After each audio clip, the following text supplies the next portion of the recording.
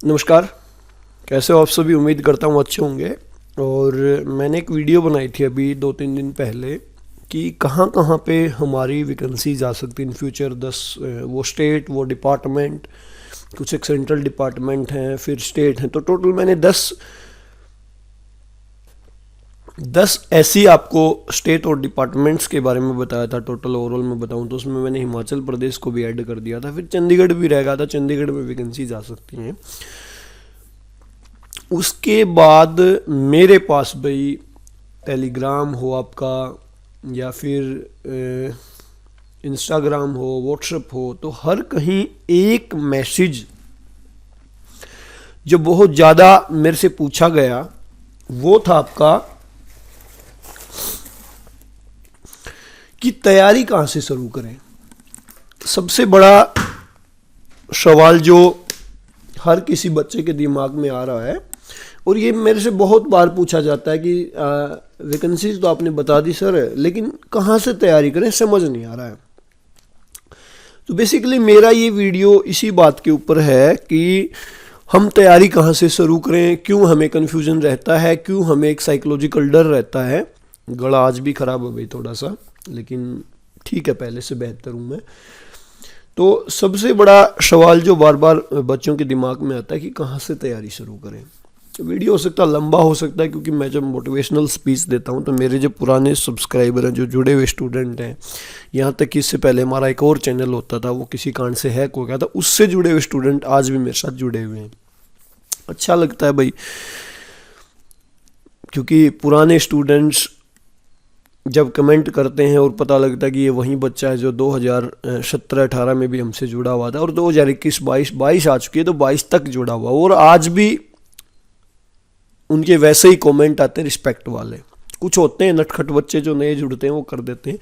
तो अब बात कर लेते हैं तैयारी कहाँ से शुरू करें। उससे पहले भी एक रिक्वेस्ट तो मैं हमेशा करता हूँ कि चैनल पे पहली बार विजिट करें तो चैनल को सब्सक्राइब करके बेल आइकन को प्रेस कर दें। इसके अलावा वीडियो के डिस्क्रिप्शन में 3 लिंक है, तीनों के माध्यम से आप हमसे जुड़ सकते हैं। That's it. अब तैयारी कहाँ से शुरू करें। देखो भाई, अलग अलग स्टेट में अलग अलग परीक्षा का पैटर्न होता है। मैं बात करूँ आपकी यूपी की, फॉर एग्जाम्पल, तो यूपी में ओनली फिजिकल एजुकेशन आती है भाई। ओनली फिजिकल एजुकेशन आती है यूपी में, ठीक है। ओनली फिजिकल एजुकेशन यूपी में आती है, ठीक है।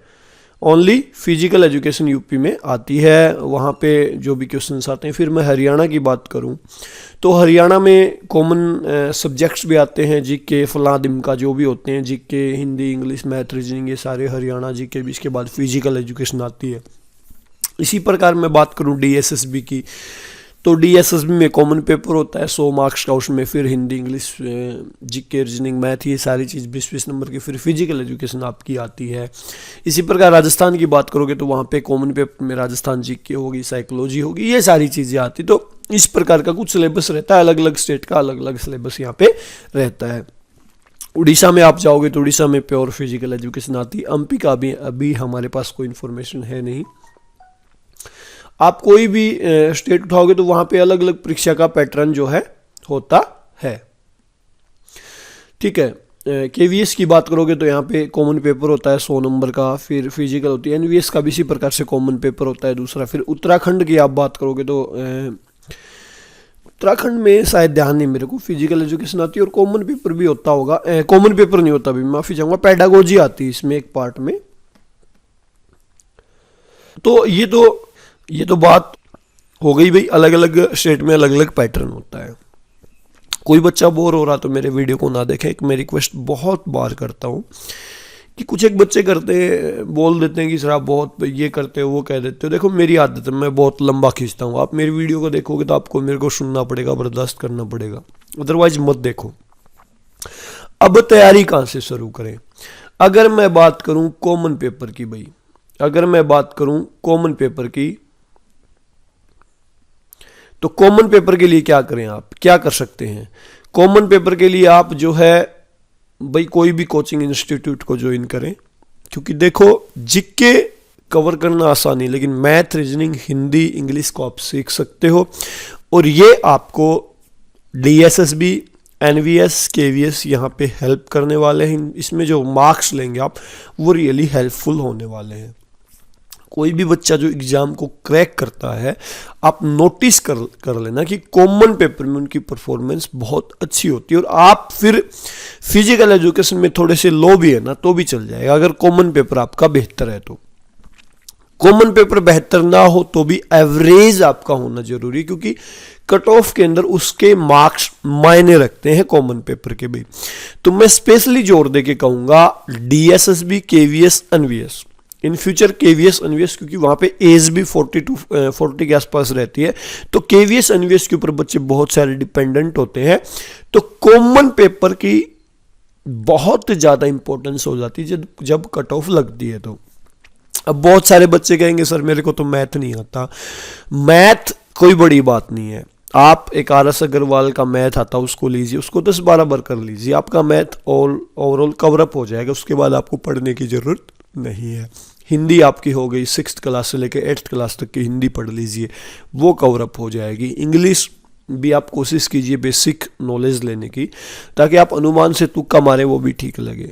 अब कई बच्चे ये भी कह सकते हैं कि थोड़ा बहुत पढ़ने से कैसे अनुमान, आपकी कॉमन सेंस वहाँ पे काम करेगी। मैं लिख के दे सकता हूँ अगर आप इंग्लिश को थोड़ा सा ही पढ़ लेंगे तो, ठीक है। और फिजिकल मेन जो क्वेश्चन आता है कि फिजिकल को कहाँ से पढ़ें, कहाँ से शुरुआत करें, सबसे एक विचित्र सी बात आती है कहाँ से पढ़ें। और पता है मैं ईमानदारी से आपको जवाब दूं, जब मेरे पास ऐसे मैसेजेस आते हैं ना तो मैं एक ही बात कहता हूँ कि बीपीएड का सिलेबस पढ़ लो भाई। अब बीपीएड के सिलेबस का नाम सुनते ही बच्चे शॉर्टकट ढूंढने की हम कोशिश करते हैं। जैसे मैं किसी बच्चे को डायरेक्टली किसी बुक का नाम बताऊँ ना तो वो ज़्यादा सेटिस्फाई होता है, इसकी बजाय कि मैं उसको कहूँ कि बीपीएड का सिलेबस पढ़ लो। आप भाई मेरी नॉलेज ठीक ठाक मानते हो, मैंने बीपीएड किया, उस टाइम पे खेलते थे, मैं पढ़ता नहीं था, सिर्फ एग्जाम में पढ़ के जाता था। फिर मैंने एमपीएड किया तो वहाँ पे यूनिवर्सिटीज़ में मैंने एमपीएड के सिलेबस को जो कवरअप करके जो नॉलेज गेन किया ना, रियल में आप यकीन नहीं मानोगे। मैं आपको किसी भी बुक का रेफरेंस दे दूं, मैंने कितने भी एग्ज़ाम क्लियर कर रखे हो, मैंने कभी भी कोई कम्पिटिटिव एग्ज़ाम की बुक नहीं पढ़ी पूरी आज तक। मेरा जो नॉलेज है वो एमपीएड के सिलेबस का, मैं ईमानदार से आज भी बता सकता हूँ आपको। मैं आपको चाहे ML कमलेश की बुक बता दो, चाहे श्याम नारायण सिंह की बुक बता दो, कोई भी बुक बता दो, मैंने आज तक कोई भी बुक पूरी नहीं पढ़ी है। रियल में मैं बता रहा हूँ, फैक्ट है। मेरी जो पकड़ बनी, मैंने ML कमलेश जी की बुक को पढ़ा है, पूरा नहीं पढ़ा हो क्योंकि वहाँ से मैंने साइकोलॉजी को पढ़ा है, रिसर्च को कुछ पढ़ा है, लेकिन मैं पूरा नहीं पढ़ पाया भाई कभी भी। ना मैं किसी बुक को पूरा पढ़ पाता हूँ, ये क्योंकि मेरी बहुत गंदी हैबिट है, मैं लास्ट तक कभी नहीं जा पाता हूँ। आप में से बहुत सारे बच्चे होंगे लास्ट तक भी चले जाते होंगे फिर भी, लेकिन रियल में मैंने जो एमपीएड जो पढ़ी, एमपीएड के दौरान जो स्टडी की, जो सिलेबस पढ़ा, वो बहुत ज़्यादा हेल्पफुल होता है आज भी मेरे लिए। मैंने कहीं से कुछ नहीं पढ़ा। और ठीक है, मैं आपको इसीलिए मैं बार बार कहता हूँ कि बीपीएड का सिलेबस पढ़ो, क्योंकि मेरे को पता है। मैं ईमानदार से आपको फैक्ट बताऊं तो हरियाणा में 2015 में एक वैकेंसीज आती हैं टीजीटी की, 600 के आसपास होती हैं। तो उस टाइम पे स्टेट में एसएस आती थी, सोशल साइंस, तो वहाँ पे एसएस के मैंने इतने रट्टे मार रखे थे कि मेरे को ये भी नहीं पता था 2007 में T20 वर्ल्ड कप हुआ था क्या पहली बार, किसने जीता था, मेरे को ये भी नहीं पता था। स्पोर्ट्स के बारे में मेरी नॉलेज बहुत ही कम थी 2015 तक, जबकि मैं बीपीएड कर रहा था 2015 में, आप यकीन नहीं मानोगे। फिर मैंने 2014-15 में बीपीएड कंप्लीट करके जैसे ही 2015-17 के बीच एमपीएड कंप्लीट की, तो वहाँ पे मेरा नॉलेज गेन हुआ, और उसके बाद मैंने कभी पीछे मुड़ के नहीं देखा भाई। That's the truth. इससे ऊपर सच्चाई मैं आपको नहीं बता सकता। आप बीपीएड के सिलेबस को पढ़ लीजिए, आपको किसी कम्पिटिटिव एग्जाम की बुक की जरूरत नहीं पड़ेगी, कोई मायने ही नहीं रखती किसी भी राइटर की बुक। आप प्रैक्टिस के लिए ऑब्जेक्टिव टाइप क्वेश्चंस की बुक ले सकते हो, जहाँ पे मैक्सिमम ऑब्जेक्टिव टाइप क्वेश्चंस को आप पढ़ सकते हो। मेरा एक जोर हमेशा रहा, आप नोटिस पता नहीं आप में से कितने बच्चे करते होंगे, कि ऑब्जेक्टिव टाइप क्वेश्चंस को पढ़िए। जितनी भी बुक्स हैं उनमें जितने भी ऑब्जेक्टिव टाइप क्वेश्चंस हैं उनको पढ़ लीजिए, आप फेल नहीं हो पाओगे फिजिकल एजुकेशन में, लिख के दे सकता हूँ। फॉर एग्जाम्पल, आपके पास 10 बुक हैं और उन 10 बुक्स के पीछे अगर हर यूनिट में 100 से 150 200 क्वेश्चंस आपको ऑब्जेक्टिव टाइप दे रखे हर चैप्टर में, तो उनको पढ़ लीजिए, और बीपीएड के सिलेबस को पढ़ लीजिए, एमपीएड के सिलेबस को पढ़ लीजिए। आपको पीछे मुड़ के देखने की जरूरत नहीं पड़ेगी, मैं लिख के दे सकता हूँ। लेकिन अब भी आप अगर मेरा ट्रस्ट नहीं करोगे तो मेरे पास मतलब इसके अलावा कोई चारा भी नहीं है। और मेरी वो आदत है नहीं कि मैं आपको गुमराह करके कुछ बेचने की कोशिश करूं, ठीक है। हाँ, ऐप है, उसके ऊपर आपको कोर्सेज मिल जाएंगे, लेकिन जब भी आप मेरे से पूछोगे कि सर कोर्स बाई करें, क्या करें, कहाँ से पढ़ें, पेड कोर्स है या नहीं, आपका कोचिंग इंस्टीट्यूट है नहीं, उससे पहले हमेशा मेरा एक ही जवाब होता है आपको कि सेल्फ स्टडी से बेहतर कुछ नहीं है। आप फिर भी डिपेंडेंट होना चाहते हैं, लंगड़ा घोड़ा बनना चाहते हैं, तो वो उसका कोई समाधान नहीं है।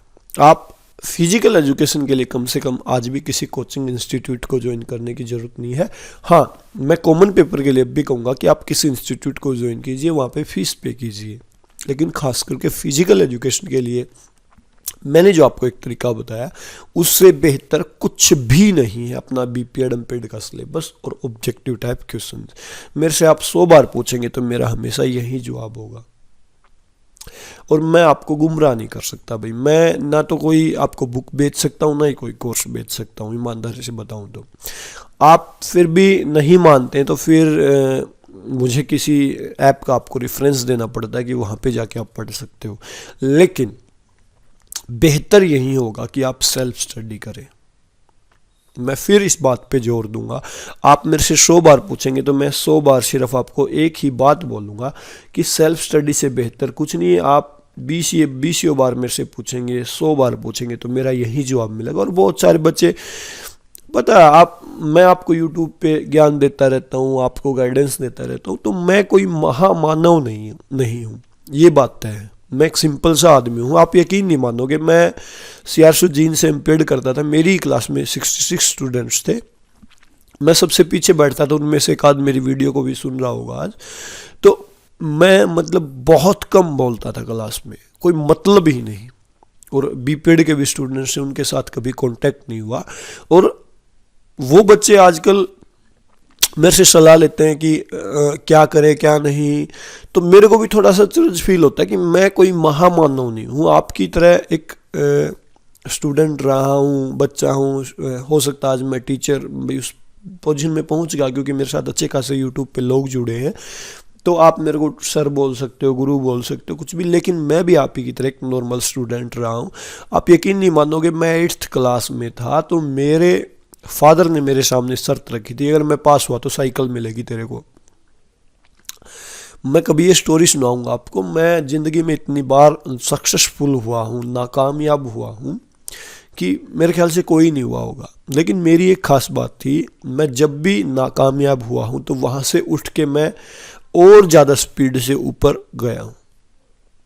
2013-14 में एक दिल्ली पुलिस की भर्ती आती, मैं आपको स्टोरी सुनाऊँ तो आप यकीन नहीं मानोगे, उस दिल्ली पुलिस की भर्ती का 3 से 4 बार पेपर हुआ था। और जब मैं पेपर देने, मार्च में उसका पेपर था, शायद 8 मार्च 2013 को पेपर था, 1 जनवरी से मैंने कोचिंग शुरू की थी। मैं कभी आपको स्टोरी सुनाऊंगा मैं कितनी बार नाकामयाब हुआ और कितनी बार वहीं से उठा हूँ। मैं उठ के मैंने और स्पीड से मैं चला हूँ। कभी मैं सुनाऊंगा आपको ये स्टोरी, बड़ी ज़बरदस्त स्टोरी है कि मैंने वो दौर भी देखा कि मैं 1-2 कदम दौड़ नहीं पाता था, क्योंकि मैं हर्टली बड़ा अच्छा इंसान हूँ। मैं स्टोरीज अपनी बताते हुए ज़्यादा वो नहीं करता हूँ, मैं बता देता हूँ। मैं 2 कदम दौड़ भी नहीं पाता था। फिर एक ऐसा दौर भी आया, मैं हर रोज़ 20 किलोमीटर दौड़ पाता था।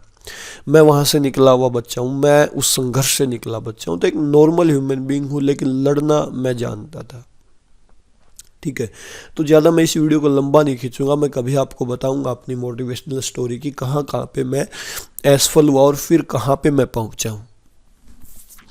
तो ज़िंदगी में असफलताएं कोई बड़ी बात नहीं है, हम बहुत बार असफल होते हैं और फिर लास्ट में सफलता में मिलती है, तो बड़ी सुकून देने वाली होती है वो। मैं कभी आपको सुनाऊंगा मेरी स्टोरी और कितनी समस्याएं आई मेरे को, आप यकीन नहीं मानोगे। जब भी मतलब मैं यार अभी इस वीडियो को मैं ज़्यादा लंबा नहीं खींचूंगा। बहुत सारे बच्चे ये सोचते हैं कि तो मेरे ही साथ हो रहा है। मतलब मैं अगर कोई सोशल काम भी करता हूँ ना मेरे गांव में, मैं सामाजिक, तो वहाँ पे हो सकता है मैं नई लवर पहने वो फट जाती है, मेरे ऐसे हालात होते हैं।